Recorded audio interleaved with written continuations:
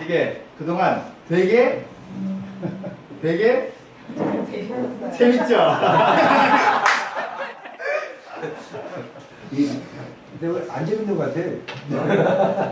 재밌지? 네. 목사님이 이렇게 성경과 함께 역사를 보다 보니까 우리 민족의 역사하신 하나님의 그 섭리가 너무너무 신비하고 너무너무 참 어떤 때는 정말 너무 감격스럽고 또 너무나 좀 신기하고 막 그럴 때마다 정말 주체할 수가 없었어요. 그래서 양해하다 보면 내가 너무 흥분해가지고 네, 그렇게 된 것을 볼 수 있는데 참 어느덧 여러분하고 또 마지막 또 강의가 됐습니다. 또 내일 또 즐거운 또 시간이 또 있겠지만 또 오늘 또 시간 되는 데까지 또 성령님이 인도해 주시는 데까지 네, 같이 배워보려고 그래요. 그 경제도 마이크로 에코노믹이 있고 미크로 에코노믹이 있어요. 거시 경제가 있고 미시 경제가 있어요. 그거 두 개를 다 잘 알아야 돼요. 근데 목사님은 특별히 이제 거시적으로 보는 거예요. 세계사와 구속사라고 하는 큰 틀에서 역사를 보고 우리 민족의 미래를 보고 그런 거를 이렇게 여러분들에게 제시해 주고 싶은 거예요. 또 어떤 분은 미세적으로 또 이렇게 세세하게 보는 분들이 있거든요. 그래서 역사도 마찬가지예요. 그래서 저는 이제 되도록이면 다른 분들이 보지 못하는 이제 거시적인 거, 큰 틀에서 어떻게 하나님이 세계사를 구속사를 움직여 나가고 어떻게 우리 한민족을 일으켜 나가고 하는 그런 면을 이제 보여주길 원하고 여러분 이제 그런 걸 통해서 이제 보고 이제 구시적, 미시적으로 구체적으로 그럼 나는 이 분야에서 이렇게 하나님의 역사를 해야 되겠다. 그래서 하나님에게 있어서는 큰 일, 작은 일이 중요하지 않습니다. 여러분 비행기 타고 이렇게 보면 위에서 밑에 보면 벤츠하고 스카이 콩콩하고 차이가 나요? 안 나요. 뭐 으리리한 저택하고 오두막하고 차이가 나요? 안 나요. 지상에서 보니까 야 저 사람 벤츠 타고 나는 이거 뭐 스카이 콩콩 타고 야 저거 막 산수 저택에 살고 나는 뭐 오두막에 살고 이게 구별이 되지만 하나님 보시기에는 다 똑같아요. 그러니까 중요한 거는 내 삶의 현장에서 내가 얼마만큼 하나님 앞에 정직하고 신실하고 내게 주신 사명을 깨닫고 그 사명을 감당하는 게 중요하단 말입니다. 그래서 사명에 크고 작은 것도 없고 빈부의 기천도 없는 거예요. 그래서 내게 주신 사명이 뭔지 깨닫고 그 하나님의 큰 놀라운 섭리 가운데 나는 이 분야에서 이 파트에서 이런 일로 하나님께 영광을 돌리겠다. 그걸 깨닫는 일들이 굉장히 중요합니다. 그러기 위해서는 바로 그 거시적인 것과 미시적인 것과 이렇게 같이 보는 게 중요하답니다. 그래서 우주도 보세요. 어마어마하잖아요. 여러분 이 지구라는 거는 태양계의 한 별에 불과합니다. 그런데 그런 태양계가 2천억 개가 모인 게 은하수예요. 근데 그런 은하수가 또 2천억 개야. 엄청나지. 근데 놀라운 거는 우리 몸 안에 있는 세포 있지, 세포. 이 세포 하나하나가 또 2천억 개야, 2천억 개. 그런 게 모여서 위장이 되고, 위장만 있어 대장, 소장, 췌장 이런 게 돼 있잖아. 그리고 또 놀라운 거는 우리의 뇌라는 게 있잖아. 뇌. 이 조그만 뇌지만 이 뇌가 그 천문학을 공부하잖아. 그러면서 또 우리 몸 안에는 작은 세포 하나가 있어가지고 그 세포 하나가 잘못돼가지고 암이 되면 사람이 또 죽어버려. 그래서 이 미시세계와 거시세계를 잘 알고 그래서 여러분들이 성경과 함께 내 삶하고 연결해서 볼 줄도 알아야 되는 거예요. 우리 삶에 일어나는 거 하나하나가 얼마나 소중한지 몰라. 저는 매일 그렇게 기도해요. 정말 내 삶에 일어나는 거 신문 하나 보는 것도 지금 신문이 세상에 얼마나 많아. 근데 지금 내가 보는 그 정보 하나하나 놓치지 않냐고. 우연히 텔레비 하나를 틀어도 그 텔레비에서 하는 것이 나에게 어떤 의미가 있는지 어떤 메시지를 주는지를 그 영적 안테나를 반짝반짝 해가지고 이렇게 깨닫는 게 중요합니다. 자, 그래서 오늘 이제 마지막 강의를 이제 시작하도록 하겠습니다. 자, 여러분 프레젠테이션 보면 이게 지금으로부터 100년 전이야. 얼마 안 됐어. 100년 전만 해도 대영 제국이 이렇게 세계를 지배하고 있었다고. 이 빨간 게 거의 영국이 점령하던 그런 지도였습니다. 그래서 영국의 별명이 뭐였어요? 해가 지지 않는 나라. 여기는 영국이 해가 졌지만 여기는 해가 뜨고 있잖아. 그래서 이게 영국의 지도였었는데 100년 전의 지도야. 근데 어떻게 됐어? 지금 다 독립하고 영국은 지금 다시 섬으로 쪼그러들었잖아. 그래서 여러분 성경 봐. 성경 보면 항상 지명이 나와. 하나님께서 모세를 통해서 항상 이스라엘에게 비전을 주잖아. 북쪽은 하마까지, 동쪽은 요단강까지, 서쪽은 대해까지, 밑은 시내산 강까지. 그래서 항상 이스라엘 백성에게 지정학적인 비전을 주는 거야. 자, 그런데 요거는 바로 70년 전 지도야. 70년 전. 70년 전에 일본 제국이 아까 그 옥토교에서 한 것처럼 그 명치 유신을 일으킨 그 이토 히로부미와 그들의 야망이 이 정도였었어. 이 정도. 인도까지 다 먹겠다는 거야. 중국까지. 조선은 이미 식민지했고 크게 먹겠다는 거야. 이게 일본의 야망이었어요. 그리고 이 야망이 미국하고 부딪히니까 전쟁을 일으켰잖아. 그래가지고 2차 세계대전 태평양전일 때 일본이 점령한 지역이었었어. 이렇게. 그래서 인도네시아에도 3년 동안 지배됐어요. 얼마나 일본이 인도네시아를 지배하면서 악랄했는지 네덜란드는 360년을 지배했거든. 근데 인도네시아 사람들이 뭐라 그러는 거 아니? 360년 동안 네덜란드 사람들이 인도네시아를 지배해서 뺏어 먹으려고 만든 지도보다 일본이 3년 동안 만든 지도가 더 정확하다는 거야. 3년 동안 어떻게 악랄하게 이렇게 뺏어 먹으려고 했는데 그 지도가 더 정확하다는 거야. 그러니까 인도네시아 사람들, 일본 사람들 증오가 얼마나 큰지 몰라. 근데 놀라운 거는 우리는 그 지배를 몇 년 받았다고? 30년이 아니지. 70년이었잖아. 1875년 강화도 조약 때부터 일본의 지배를 받기 시작한 거야. 70년 동안. 자, 그렇게 지배를 받았는데도 이 민족이 굴하지 않고 지금 일본을 우리가 컨트롤하고 할 정도로 했다는 게 이게 역사상 이런 기적이 없어. 하나님의 축복이 아니고는 일어날 수 없는 기적이란 말이야. 근데 놀라운 거는 말이야. 이승만 박사가 천재라 그랬지. 또 성경에 능통한 예언자였단 말이야. 그래서 1941년도에 7월 달에 책을 썼어. 무슨 책을 썼냐? 재팬 인사이드 아웃이라는 책을 썼어. 일본의 실체를 벗긴다. 그래가지고 야고보서 1장 9절에 있는 말씀은 욕심이 잉태한 즉 죄를 낳고 죄가 장성한 즉 사망에 이르느니라. 그래서 책을 썼는데 뭐라 쓰는 거니? 일본 제국의 야망이 조선을 먹고 만주를 먹고 중국을 먹고 아시아를 먹다가 결국에는 미국의 기습 전쟁을 일으킬 것이라고 예언을 했어. 그리고 그거는 알래스카님은 진주만일 것이라고 장수까지 해가지고 예언서를 딱 쓴 거야. 썼더니 미국에서 안 믿는 거야. 어디 감히 일본이 우리를 기습을 하고 태평양이 얼마나 넓어. 여기를 어떻게 건너와서 한단 말이야. 아무도 안 믿었어. 근데 12월 9일 날 하와이 진주만 폭격을 했잖아. 그러니까 미국이 뒤집어진 거지. 당장 이승만 데려와. 그래서 이승만 박사가 하루아침에 세계적인 스타가 된 거야. 전쟁을 예언하니까. 그 펄벅을 쓴, 대지를 쓴 펄벅이라는 여사가 이 책을 보고 기절을 하고 어떻게 이렇게 무시무시한 예언을 할 수 있느냐고 말이야. 그래가지고 하루아침에 이승만 박사가 독립운동하다가 돈이 떨어져가지고 손가락 막 빨고 있었는데 이 책이 베스트셀러가 되는 바람에 갑자기 부유해져 갔는데 그 돈을 가지고 제일 먼저 한 게 보이스 오브 아메리카. 미국 방송을 산 거야. 보이스 오브 아메리카. 그래가지고 방송을 사가지고 전 아시아에 특별히 한반도에 단파 방송을 한 거야. 저는 워싱턴에 있는 이등만입니다.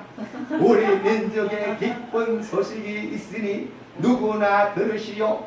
일본 놈들이 드디어 욕심이 잉태하여 미국과 전쟁을 일으켰는데 하나님께서 반드시 불벼락을 내려서 망할 것입니다. 어떻게 됐어? 진짜 히로시마 나가사키에 불벼락이 떨어졌잖아. 그래가지고 일본이 지고 우리가 독립을 했잖아. 할렐루야. 놀라운 거는요, 아까 독립전쟁 얘기를 했잖아. 1904년 새로 썼다고. 그때 이승만 박사는 이미 일본이 러시아 전쟁 끝난 다음에는 만주, 중국 그리고 미국하고 전쟁할 거라는 정보를 이미 그때 입수했어.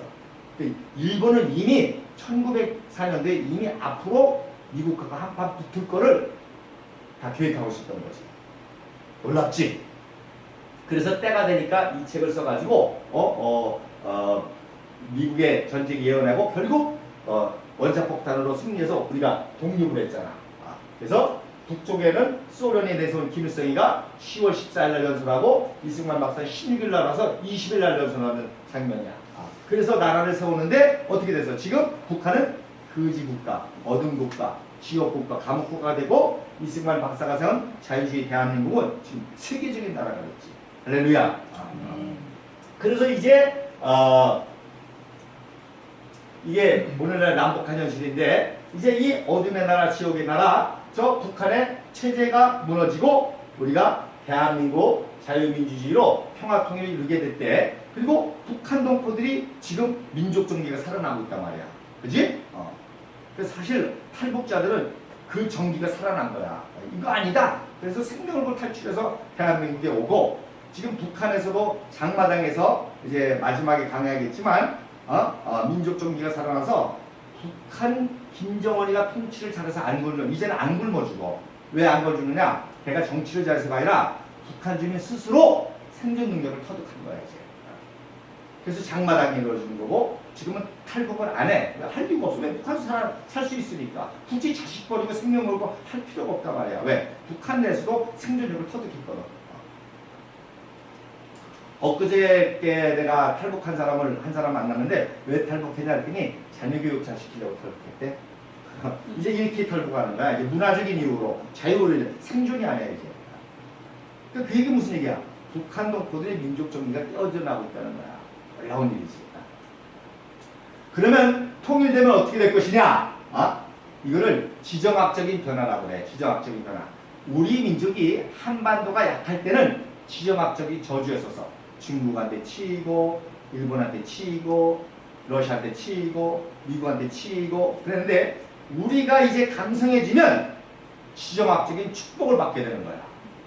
그 무슨 얘기냐? 이제 우리가 지금 중국하고 일본하고 생각하고 싸우잖아. 그러니까 서로 중국은 대한민국이 자기 편이 됐으면 좋겠고 일본이 자기 편이 되면 좋겠고 러시아가 자기 편이 되면 좋겠어. 그러니까 이제는 우리가 지정학적 축복을 받아가지고요. 이 러시아, 중국, 일본을 컨트롤하는 단계가 오는 거야. 할렐루야. 그리고 미국까지도 우리가 컨트롤하는 거야. 왜? 미국도 지금 동북아에서 한계가 딱 부딪혔는데 한국을 통해서 같이 동북아시아의 평화를 놓으려고 한단 말입니다. 그러니까 뭐 우리가 미국에 바짓가랑이 잡는다 전혀 다른 거야. 자, 그래서 제가 인도네시아에 있을 때 이런 지도를 하나 봤어. 이게 존 티토라는 사람이 자칭 선지자인데 앞으로 동북아의 지정학적 변화가 이렇게 일어날 것이다라고 외국 사람인데 이런 예언을 하는 거야. 그래서 우리 통일 대한민국이 이제 고조선 고구려까지 이렇게 회복하는 그런 역사가 있다는 거야. 그리고 중국이 지금 매출만 크지 내부의 문제가 얼마나 많은지 몰라. 결국 쪼그라들 수밖에 없다는 거지. 근데 놀라운 것은 일본이 어떻게 됐어? 콜로니 오브 코리아. 한국의 식민지가 된다는 거야. 근데 우리가 일본을 점령해서가 아니라 일본이 문제가 많잖아. 뭐 원전 터지지, 쓰나미 나지, 지진 나지. 그러니까 우리가 계속 도와주다 보니까 지금 일본이 원전 때문에 전기 사정이 심각하니까 지금 무슨 발전? 태양광 발전을 설치하거든. 누가 설치할까? 우리가 가서 설치고 있어 지금. 골프장에다가 골프장에다가 이 쓰나미 만나가지고 골프장이 사용을 못하거든. 근데 그 허 벌판이잖아. 거기다가 우리가 태양광 깔아주고 있어 지금. 그러니까 우리가 일본을 자꾸 도와주다 보니까 결국 일본이 자연스럽게 식민지가 된다는 거야. 할렐루야. 놀랍지? 내가 그러면 저 목사님 저 국수주의자니까 민족주의자니까 그래 내 얘기 안 되니까 존 티토라는 사람이 이렇게 얘기한다니까. 그리고 위구르 번성을 하고 토번, 티벳이 번성을 하고 이런 지도의 그 변화가 있을 수 있다는 거야. 자, 그리고 한국에 왔는데 새로운 지도가 나왔어. 일본이 어떻게 됐어? 없어졌어. 밑에 크슈하고 시코쿠만 남고 혼시가 없어졌어. 왜? 하도 그렇게 많은 전쟁과 범죄를 저질렀는데도 회개 안 하잖아. 위안부, 인류 역사가 그런 죄가 없거든. 그런데도 회개 안 하고 하니까 하나님 아예 가라앉혀 버리는 거야. 그러니까 여기다가 망명정부를 세웠어. 저게. 그리고 중국이 노스 차이나, 사우스 차이나 분열이 되는 거야. 자, 봐라. 우리는 단일 민족이었잖아. 단일 민족도 분열이 되는데 중국이라고 분열이 안 돼?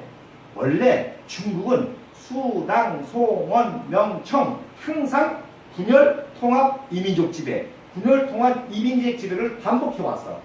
근데 지금은 시진핑이라고 하는 지도자 하나로 근근히 지금 버티고 있는데 저거 언제 분열될지 모르는 거야. 그리고 우리가 연해주까지, 시베리아 이쪽까지 이렇게 확장하게 되는 그런 시정학적인 변화가 올 수 있다는 걸 깨달아야 돼. 할렐루야. 근데 이게 이미 헐버트 선비사가 예언했단 말이야. 이렇게 가치 있고 정직하고 또 뛰어난 민족이 세계사를 인도하게 될 것이다.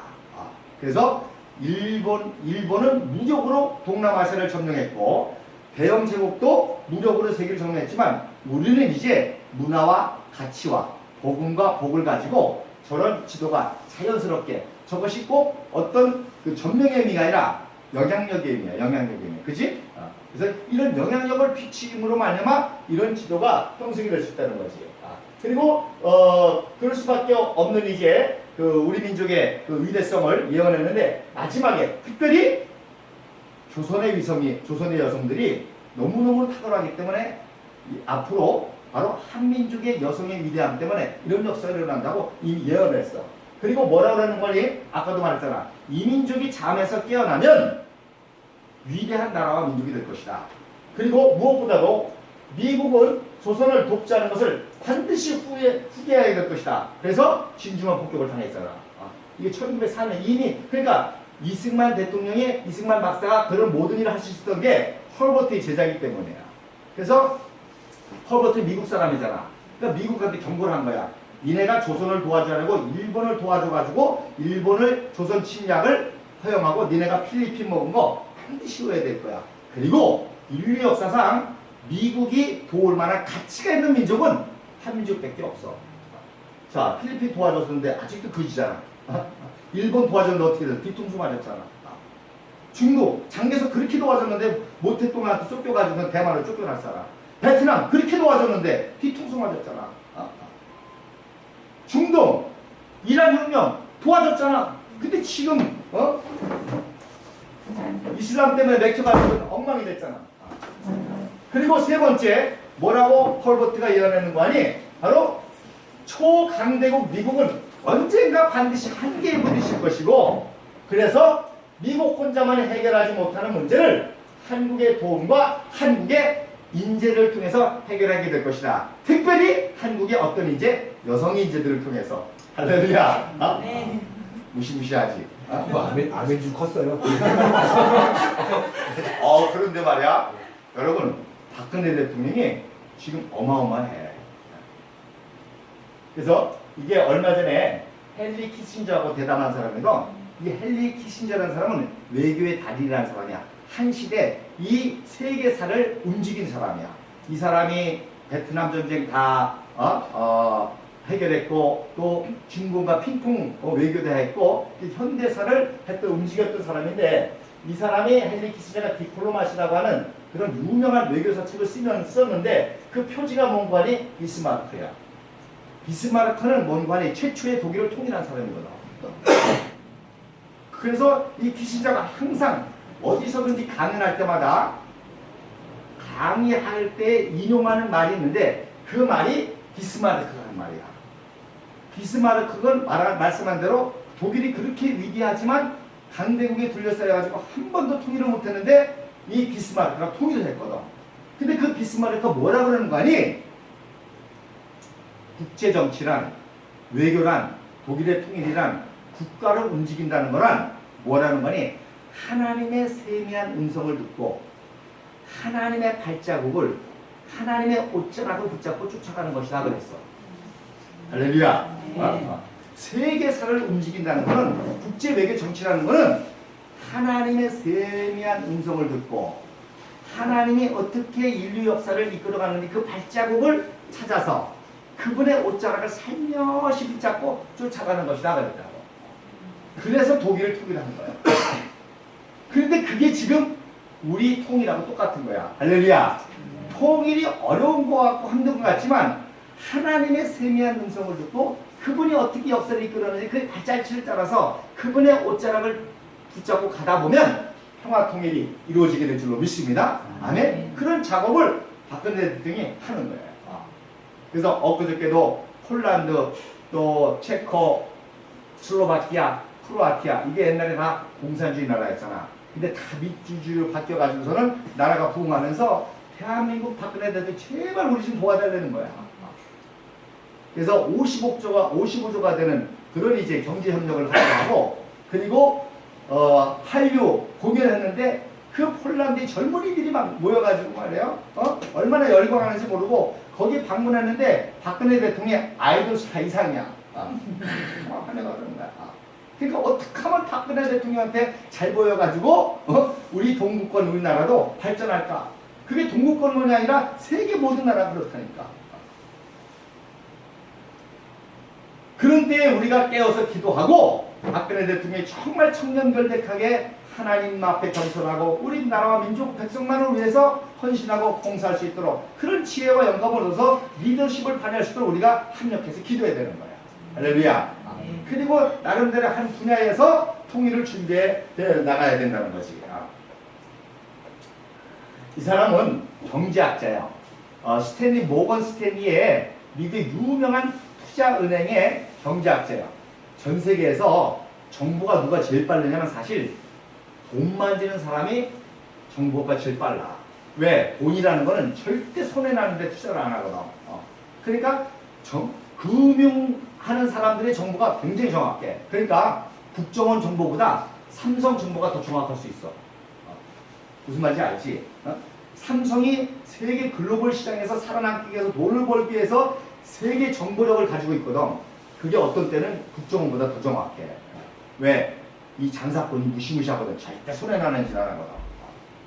근데 이 사람이 세계 금융을 움직이는 사람이고, 이 사람은 특별히 뭘 하는 사람인가 하니 어느 나라에 투자를 해야 돈을 벌 것인가? 국제 금융을 하는 사람이야. 브라질, 파키스탄, 인도네시아, 중국. 그래서 브레이크 아웃 네이션이라는 책을 썼어. 돌파하는 국가. 어떻게 하면 세계 경제를 돌파해야 되는데 이 돌파하는데 중추가 된 나라가 어느 나라인가? 어느 나라? 대한민국이라는 거지. 할렐루야. 브레이크 아웃 네이션. 돌파하는 국가 중에 한국을 주목해야 된다는 거야. 그러면서 이 사람이 무슨 예언을 하는 거 아니? 앞으로 남북이 통일되면 급속한 경제 성장을 이루게 될 것이고, 그렇게 되면 가장 혜택을 받는 지역이 어디야? 동북삼성이라는 거지. 그렇잖아. 통일되면 그 접경지구 동북삼성이 엄청난 경제적, 사회적, 문화적, 정치적 위상이 급속하게 높아진다는 거야. 목사님이 지난 6월에 갔더니 중국이요, 이 동북삼성에 이미 인프라를 다 깔아놨어. 왜? 통일을 대비해서 다 준비를 했어요. 어마어마해요. 그러니까 우리 한국 사람만 우물 하나 개구리로 지금 통일을 준비 안 하고 있지. 중국은 동북삼성에 모든 인프라를 다 깔아놓은. 왜? 통일 한국이 됐을 때 그 혜택을 받기 위해서. 그래서 얼마 전에 시진핑이 동북삼성을 방문하고 거기 군대를 방문하고 하는 그런 이유가 그런 통일을 준비하는 거예요. 기정사령. 그랬을 때 가장 혜택을 받는 동북삼성이 중국의 다른 20개 성보다 급속한 정치적, 문화적, 경제적 위상이 높아지기 때문에 이 사람 얘기야. 동북삼성 주민 스스로 주민 투표를 통해서 중국 패스포드 안 갖고 한국 패스포드 갖는다는 것을 보는 게 자기 소원이래. 할렐루야. 이거를 내가 얘기하면 목사님까지 국문 경제학자가 얘기한다니까. 지금 패스포드 1위가 한국이야. 비자 없이 갈 수 있는 나라가 150개국이야. 우리나라보다 한두 개국 맞던 게 네덜란드, 영국 정도예요. 지금 옛날에는 미국 패스포드 가지면 그랬거든. 지금 미국 패스포드 가지고 못 가는 나라 더 많아. 중동 못 가. 근데 한국 패스포드 가지면 전 세계 어디든지 갈 수가 있어. 이제 통일되면 북한도 들어가니까 한국이 1위 되는 거야. 할렐루야. 지금 푸에르토리코가 미국에 독립을 했거든. 독립을 했는데 못 살으니까 이제 주민 투표하려고 그래. 왜? 미국에 한 스테이트 다시 들어가자. 그러니까 그렇다는 거야. 지금 중국 봐라. 문제가 많잖아. 그러니까 중국 주민으로 중국 패스포드 가느니 대한민국 패스포드를 갖는다는 거야. 그걸 보는 게 자기 소원이래. 근데 이 사람은 정치학자야. 조지 푸디라는 사람은 세계 최고의 정치학자고 Next 100 Year라는 100년 후 어떻게 될 것인지 세계사를 연구한 사람이야. 그래서 이 사람이 중국도 연구하고 러시아도 다 연구한 사람이야. 이 사람은 정치학자이기 때문에 정치사역 관점으로 얘기하고 이 사람의 정보고가 얼리버드라 그래. 종달새. 그래서 백악관에 제일 먼저 들어가. CIA 보고서보다도 이 사람의 정세 분석이 먼저 들어갈 정도야. 이 사람도 똑같은 얘기를 하는 거야. 근데 이 사람은 정치학자이기 때문에 동북 삼성이 대한민국에 편입된다는 말을 못 해. 왜? 정치학자니까 외교적 문제가 생기거든. 금방 내. 아까 금융학자는 할 수 있어. 뭐라고 말 못해. 왜? 경제학자니까. 근데 이 사람은 정치학자이기 때문에 똑같은 분석을 하는데 그렇게 하지 못하고 뭐라고 하는 거니? 남북한 통일은 통일 그 무엇 이상이다. 이렇게 얘기를 하는 거야. 그러면 대한민국의 통일 그 이상이 뭐야? 그런 얘기, 똑같은 얘기지. 아까 그 지도를 얘기하는 거야, 이 사람은. 정치학자로. 근데 정치학자 말을 못하는 거지. 자, 이 사람은 토마스 프레이. 정진현 선교사님 이 포즈를 잘하지. 이 사람은 토마스 프레이라는 사람은 과학자, IT 과학자야. IT 과학자인데 통일을 예언하는 거야. 왜? 지금 북한이 버티는 것 단 하나는 정부 통제거든. 정부 통제인데 정부 통제가 더 이상 될 수가 없다는 거지. 과학 문명이 발달하면 발달할수록 정부가 더 여러 가지 방법으로 들어가서 북한이 붕괴될 수밖에 없다는 거야. 그래서 여러분 얼마 전에 구글에서 드론을 띄워가지고 와이파이 망을 형성해서 전 세계 어디든지 와이파이가 되는 테스트를 끝냈어. 그래서 아프리카 같은데 거기에 과학자들 많이 가서 연구하잖아. 근데 와이파이가 안 되잖아. 그러니까 드론이 딱 뜨면 사막에 드론이 떠도 사막에 와이파이 망이 형성돼가지고 어디서든지 와이파이가 되는 거야. 왜 하는 줄 아세요? 북한 때문에 하는 거예요. 뉴스는 아프리카로 나오지만 지금 원산에 드론이 딱 들어가면 원산에도 와이파이가 딱 돼서 카카오톡이 되는 거예요. 해주에서도 되는 거예요. 평양에서도 되는 거예요. 그래서 재미난 얘기를 했어. 이란은 카스트 테이프가 혁명을 일으켰다고 그래. 카스트 테이프가 들어가가지고 정보가 교통되면서 이란이 무너졌거든. 그 다음에 지금 중동의 아랍의 봄은 SNS 혁명이라고 그래. SNS를 통해 가지고 물가의 문제 또 정보의 문제가 유통하면서 중동이 무너졌다고 그런다고. 그럼 북한은 뭐로 무너지지 않잖아? 카카오톡으로 무너지는 거야. 지금 카카오톡으로 돈이 다 들어가고요. 정보가 들어가고 내가 강의하면 강철호 목사님이 원산에 있는 자기 그 가족들한테 제 강의 내용이 들어가요. 카카오톡에. 그래서 김일성이가 왜 저런 김정일이 왜 저런 헤어스타일을 했는지 이런 것들이 막 들어간다니까. 그래서 재미난 얘기가 있잖아. 그래서 제 해산 쪽에 그 보이부가 딱 들어오니까 한국 핸드폰을 딱 숨겼어. 그래서 보이부가 찾다가 없어가지고 돌아가려고 하는데 갑자기 카카오톡 걸렸다는 거 아니야. 그래서 토마스 프레이가 지금 그런 얘기를 하는 거예요. 지금 드론이 들어가가지고 북한 전역에 와이파이만이 형성되면서 정보가 들어가므로 무너질 수밖에 없다는 거야. 이 사람은 머리가 하도 좋아가지고 그 10% 안에만 들어도 머리가 좋다. 10% 안에 들어가서 VIP라고 그러죠. 그 다음에 1% 안에 들어가서는 뭐라 그래? VVIP라고 그래. 근데 이 사람은 0.01%에 들어간 사람이야. 그래서 99.9%에 들어간다 해서 트리플 라인이야. 그 트리플 라인 클럽이 있어. 나도 거기 가입하려고 그래. 이 사람이 그래서 우리가 생각하는 것보다 상상할 수 없이 빨리 무너진다는 거야. 내일이 무너질 수도 있어요. 뭐 어떤 사람은 5년인데 5년 너무 멀어. 빠를수록 좋잖아. 그치? 빠를수록 고통당하는 북한 동포들이 해방되고 순교당하는 지하 성도들이 구원을 받을 거 아니야. 그래서 이분은 무척 빨리 되는 거야. 그래서 그런 준비들을 이미 세계 석학들이 다 하고 있어요. 우리가 몰라서 이게 누가 하느냐? 박근혜 대통령이 알아.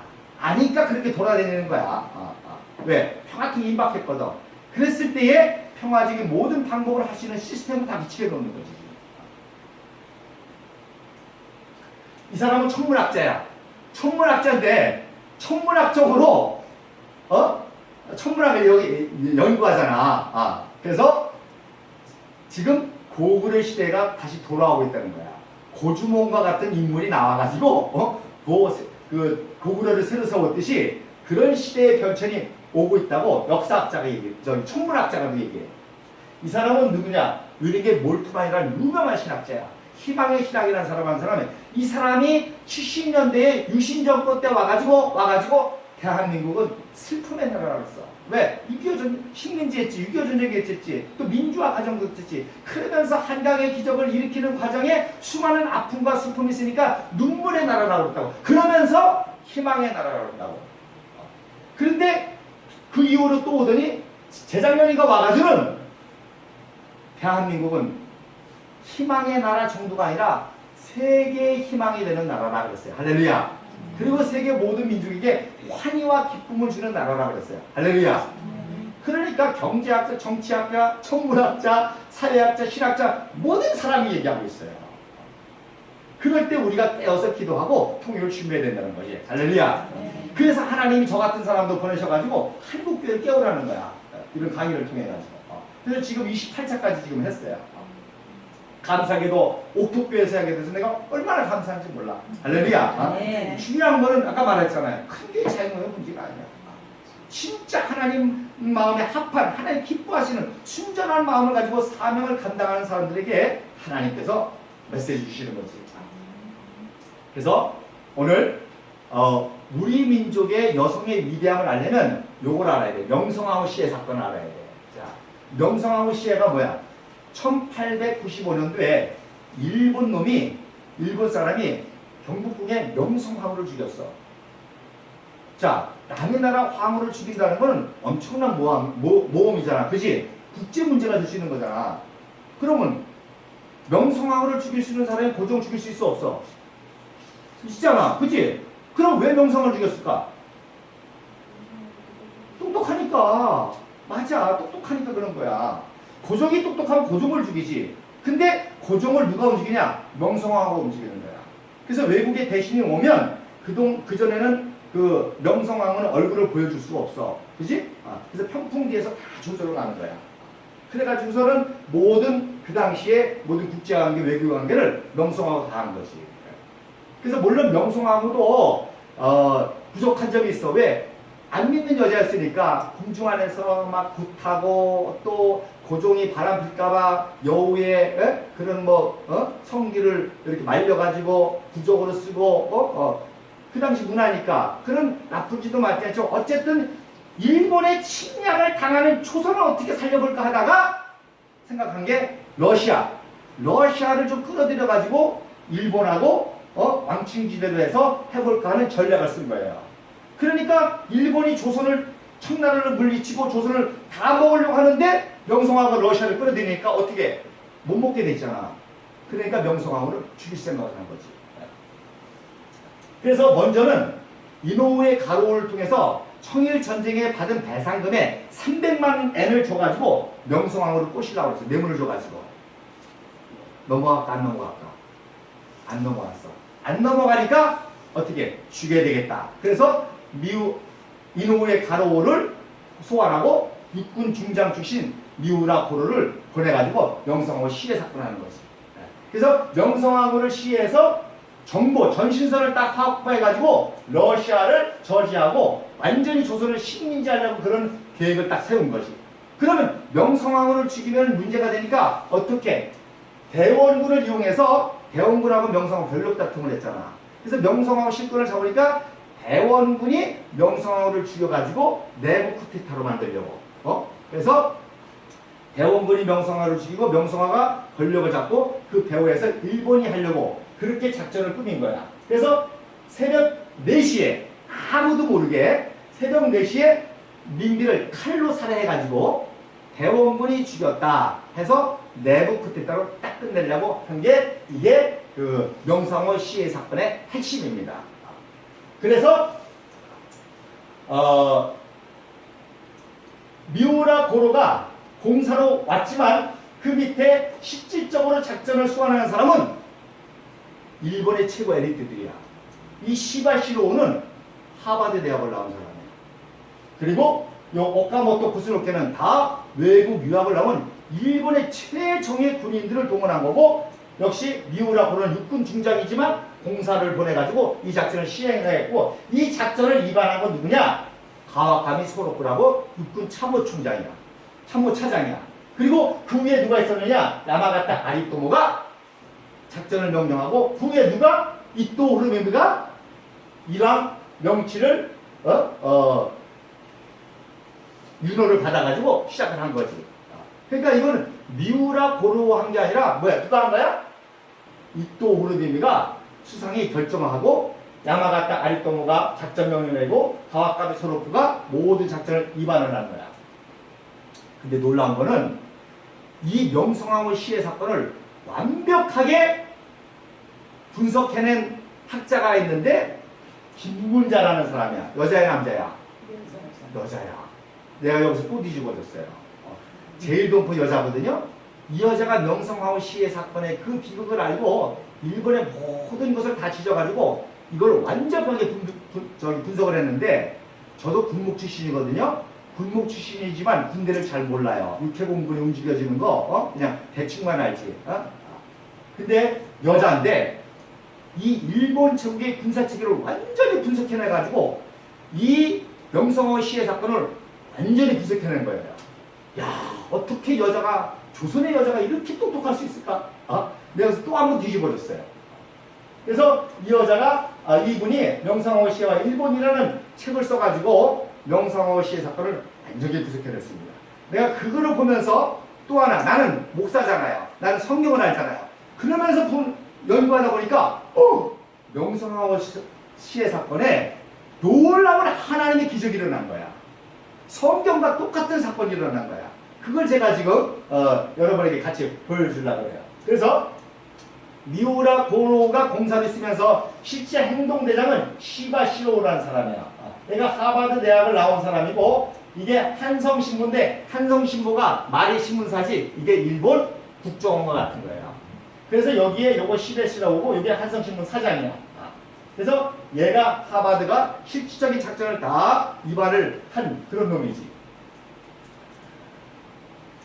그런데 명성황후 시해 사건에 3가지 기적이 일어나는데 무슨 기적이 일어나냐? 첫째, 내가 바로의 마음을 강팍하게 하고 나의 표준과 나의 이적을 애굽 땅에 많이 행하리라 말은. 자, 바로의 마음을 하나님 강팍해 하니까 강팍할수록 뭐가 일어나지? 기적이 일어나잖아. 재앙이 일어나가지고 애굽은 점점 멸망하고 나중에 멸망하니까 이스라엘 백성은 보내지 않을 수밖에 없게 되잖아. 그래서 바로의 마음이 강팍함으로 말미암아 재앙을 만나고, 그래서 이스라엘 백성들이 해방하게 되는 거라고. 첫 번째, 무슨 기적이 일어나는 거 아니? 대원군하고 요 오카모토 유스노케는 대원군을 담당한 사람이야. 그래서 대원군을 새벽에 가마로 데리고 와가지고 쿠데타를 하기로 이미 사전에 협정을 하고 데리러 갔어. 공동등에 데리러 갔는데 갑자기 대원군의 마음이 어떻게 됐어? 강팍해져가지고 고집을 부리는 거야. 안 간다는 거야. 그러니까 새벽 2시에 이동해가지고 새벽 4시에 끝내야 되는데 고집을 부리니까 시간이 점점 늦어지잖아. 할렐루야. 이게 신비야. 이게 신비. 다 했거든? 대원군이 다 권력 잡기로 했거든? 그렇게 지도새도 모르게 아니 그까지 자기 며느리 죽이는 거 쉽지 않아. 권력 잡기 위해서 아들 죽이는데 그렇게 다 하기로 하고 가려고 그러는데 갑자기. 그런데다가 오카모토하고 대원군하고는 그 당시에는 한문으로 필답이라고 그래요. 한문으로 써서 주고받는 거야. 얼마나 시간이 걸리겠어. 하나 써서 보면 읽어야지. 생각해다가 또 써서 그래. 가자니까 안 간다니까 왜 안 가니까 그러면서 시간이 지체되기 시작하는 거야. 그러니까 요카모토 유스노케에 무슨 뭐가 일어났어? 당황이 일어났어. 이거 개념 첫째로 당황하는 거야 얘가. 그 다음에 두 번째로 아람 사람이 엘리사에게 내려오매 엘리사가 여호와께 기도하가로되 원컨대 저무리의 눈을 어둡게 하옵소서. 그의 눈을 어둡게 하신지라. 아람하고 이스라엘하고 전쟁하는데 엘리야가 영적인 사람이라 다 기도하면 어디서 올지를 아는 거야. 어디다 진실지를 아는 거야. 방비를 하는 거야. 그러니까 백전백패하는 거야. 그러니까 아람은 내가 야 우리가 군사력이 강한데 이스라엘을 왜 못 이기냐. 거기는 엘리야는 선지자가 있어가지고 우리가 어디로 침묵해 올지 어디로 침칠지 다 알아가지고 안 됩니다. 그래 그럼 엘리야를 체포해. 그래가지고 몰래 엘리야를 딱 포해서 체포하려고 했어. 그랬더니 제자들이 아이고 엘리야 큰일 났습니다. 우리 이제 드디어 포위돼서 죽게 됐습니다. 그랬더니 엘리야가 그래 걱정하지 마. 내가 기도할 테니까. 그러면 저들의 눈이 어떻게 된다고? 어둡게 된다는 거야. 그 기도했더니 정말 저들이 어두워져. 엘리야가 나타나서 못 알아보네. 그래가지고 적장을 찾아. 너희들 왜 왔니? 그랬더니 엘리야 잡으러 왔지? 엘리야를 보고 그래? 그럼 내가 엘리야한테 데려다 줄게. 나 따라와. 알았어. 그래가지고 가가지고 오히려 포위가 된 거야. 할렐루야. 그 성경이 나온다고. 이 호병의 천재 구스롯의 사치꾼은 그 전날까지 경복궁을 담당하다가 일부러 자 우리 일본군을 철수한다. 일부러 그렇게 작전을 쓴 거야. 그래서 이제 미군이 경비를 맡아 우리는 철수할게 빠이빠이 하고서 제물포로 갔다가 새벽 2시에 다시 와가지고 합류해가지고 치려고 했던 거야. 그런데 이 포병의 천재 구스롭게 포병은 지리를 잘해야 되거든. 지리를 통달해야 되거든. 지금이야 서울이 복잡하지만 100년 전에 뻔한 거 아니야. 서대문, 남대문, 경북동, 독립은 뻔한 거 아니야. 근데 얘가 새벽 2시에 이제 빨빨 갔다가 새벽 2시에 말 타고 다시 와서 합류해가지고 쉬려고 그러는데 기지를 잊어버렸어. 할렐루야. 그래가지고 눈이 어두워가지고 갑자기 그냥 막 찾는 거야. 그러다 시간이 또 다 지나고 그러네. 그 다음에 내 영아 깰지어다 기타야 수구마 깰지어다 내가 새벽을 깨우리로다. 그래서 전날 궁중수비대가 임무교대에 있다 했잖아. 그래서 일본군이 빠지고 미군이 하면서 홍경이라는 장군을 임명해가지고 궁중수비대장을 한 거야. 그래서 전날 다 세팅하고 이제 퇴근을 했어. 그러니까 새벽 6시에 나올 일이 아니야. 이미 다 끝났으니까. 그런데 하나님이 홍경훈 장군을 어떻게 했을까? 새벽에 깨우신 거야. 그래가지고 홍경훈 장군이 갑자기 깨어가지고 내가 한번 경복궁을 시찰해야 되겠다. 그래서 새벽 6시에 나오게 된 거지. 그래서 오카모토 유스노케는 대원군의 한가위가 당황하니까 억지로 새벽 4시에 가마를 끌고 공덕동에서 끌고 온 거고, 얘는 지금 막 방황하는 거야. 지금 못 찾고 지금. 그리고 마지막 조선의 중요 홍경원이가 새벽 6시에 이렇게 오니까 얘가 오카모토고 이게 대원군이에요. 그 다음에 이제 요게 구스노세 사치 있고, 그래서 칼로 이렇게 죽이게 돼 있단 말이야. 그런데 새벽 6시에, 그러니까 6시에 아니 4시에 끝나야 되는데 시작을 몇 시에 했어? 6시에 시작했어. 그러니까 동이 다 텄잖아. 그러니까 막 당황하다가 야 지금은 할 수 없다 하자 그래가지고 남대문에 있던 시바스로우가 낭인들 데리고 막 하니까 우리나라 사람이 얼마나 부지런해. 남대문에 장사하다가 저놈들 뭐야? 다 보는 거야. 그리고 그제서 오카모토하고 유스노케가 만나가지고 경복궁 담을 넘어가서 하려고 그러는데 누가 나타났다고? 홍계원이가 나타난 거야. 아니 이놈들이 그래가지고 홍계원이가 작사를 내는데 홍계원을 당할 수가 있어 없어? 조선의 최고 명장인데 그걸 어떻게 당해? 그러니까 뭘 사용했지? 따랑땅땅땅땅 총을 사용했어. 총을 사용하면 돼 안 돼? 돼 안 돼? 안 되잖아. 비밀리에 몰라 그러는데 아니 새벽에 총을 쏘면 사람들 다 할 거 아니야. 할렐루야. 놀라운 기적이. 그랬다 땅땅땅 쏘니까 미우라 고로우르가 새벽 6시에 딱 일어나가지고 일본 천황 신사에 딱 전화하는 것. 드디어 명성황후를 6시에 작전이 끝나기로 했잖아, 그지? 근데 조용하잖아. 6시에 딱 일어나가지고 천황폐하 드디어 명성황후를 제거하고 조선은 우리의 것이 됐나이다. 땅 이게 무슨 소리야? 이렇게 된 거야. 할렐루야. 그래가지고 명성황후 시해 사건이 만천하에 들어가게 된 거야. 그래서 할 수 없이 재판할 수밖에 없고, 그래서 재판하는데 어디서 했냐? 히로시마에서 했어. 그래서 재판을 제대로 했을까? 가짜로 해서 풀어졌지. 그러니까 원자폭탄 어디서 맞았어? 히로시마 맞은 거야. 하나님이 제일 싫어하는 게 재판의 정의거든. 마지막에 정의가 어디야? 재판이잖아. 근데 재판의 정의까지도 어우러진 거 하나님 제일 미워서 결국 히로시마에 원자폭탄 터진 거지. 그래서 홍경원 장군이 여기서 마지막에 총 맞고 장렬하게 전사를 하면서 그 총소리에 전 세계가 알게 되고 일본이 얼마나 악랄하다는 걸 알게 되는 거지. 그래서 이게 그 당시 궁중시대는 존 다이 장군이고, 존 다이 장군이 궁중시대할 때 태평양 사령하였던 아더 메가더 장군이 방문했다가 고종한테 조선 향로 선물을 받지. 이게 메가더 아버지야. 그리고 그 향로를 누구에게 줬다고? 아들 메가더에 줬지. 그 아들 메가더가 그거 들고서는 전쟁 때가 승승장구하다가 2차 세계대전 때 일본 놈이 기습하니까 도망가다가 어떻게 됐다고? 물에 빠뜨렸잖아. 잊어버렸잖아. 그럴 때 똑같은